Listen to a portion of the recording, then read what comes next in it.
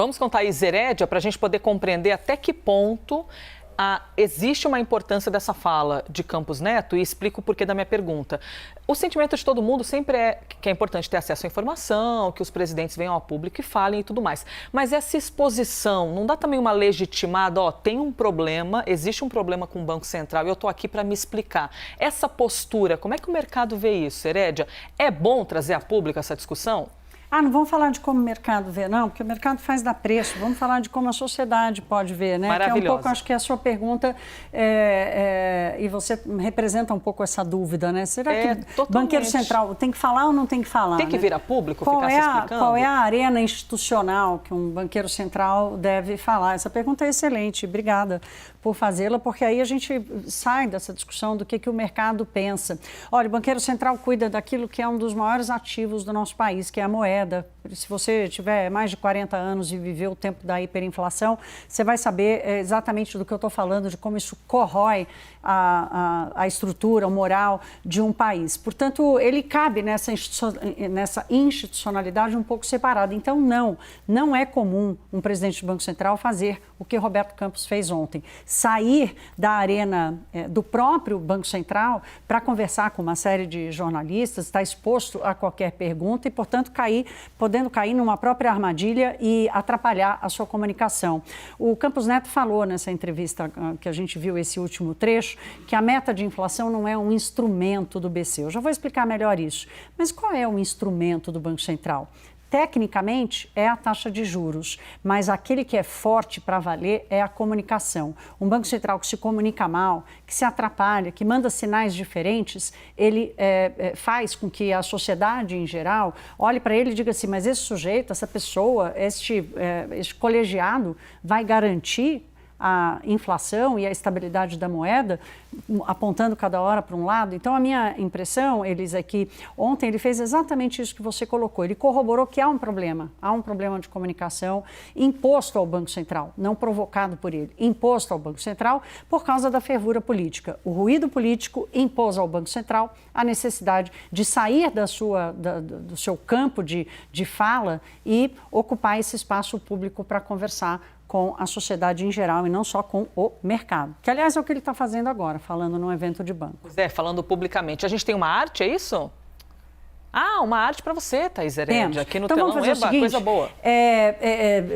Eu resolvi trazer aqui para dividir com vocês duas coisas importantes. A primeira delas é o seguinte, a meta de inflação, quer discutir a meta de inflação, se é 3, se é 4,5, se é 3,5, é preciso haver uma série de requisitos para lidar com isso, para subir ou para baixar a meta de inflação.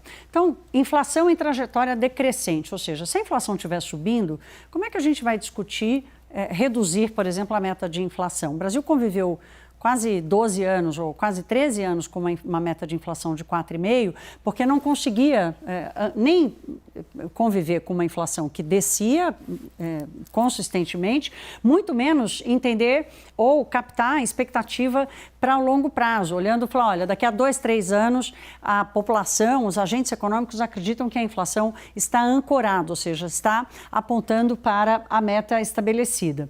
A política econômica, o novo arcabouço fiscal, a redução das despesas, aqui está o risco fiscal que a presidente do PT, por exemplo, recusa a enxergar. O Estado brasileiro, ontem nas palavras de Simone Tebet, é um Estado que gasta muito, gasta mal e, portanto, é o déficit, ou seja, o rombo atual nas contas, que atrapalha o crescimento do Brasil. E, por último, o respeito à autonomia do Banco Central, com ou sem lei, né? E faz parte daquela ferramenta da comunicação. Se for percebido que o Banco Central não age para garantir a estabilidade da moeda, ele está abrindo mão desse valor, desse ativo para a sociedade brasileira, que é viver num ambiente de economia estável. Vamos olhar agora a outra discussão. Vocês lembram o Roberto Campos Neto ter dito assim, não está em discussão a mudança da meta, eu nunca sugeri mudança da meta. O que eu disse é que podia mudar os parâmetros do sistema de metas para a inflação.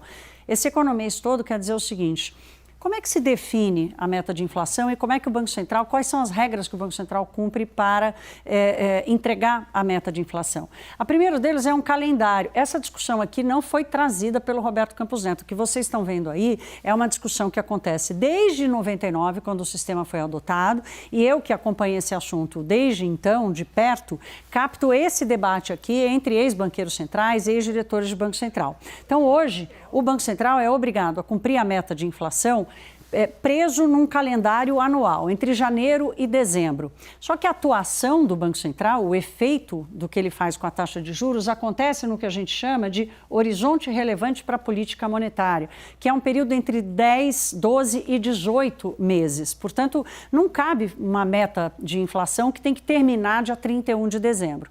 O segundo ponto é sobre o índice utilizado. O Banco Central tem que entregar uma meta que é igual ao IPCA, que é o principal índice de inflação do Brasil e que lá em 99 foi escolhido por ser o índice de maior credibilidade, por ser o índice que captava a maior cesta de consumo dos brasileiros. De lá para cá, o Brasil desenvolveu uma série de outras leituras que captam muito mais o processo inflacionário. O Banco Central não batalha para entregar um IPCA, ele batalha para entregar um processo inflacionário sob controle. Então, esses são os dois pontos na discussão do modelo do sistema de metas para a inflação. Isso é uma coisa de médio e longo prazo. O Brasil parece não ter amadurecido ainda para chegar lá, Elisa, mas assim, a meta de inflação não resolve os nossos problemas. O que resolve os problemas do Brasil é lidar com aquilo que segura o crescimento, impede o Estado brasileiro de ser mais eficiente, por exemplo, como gastos além da conta.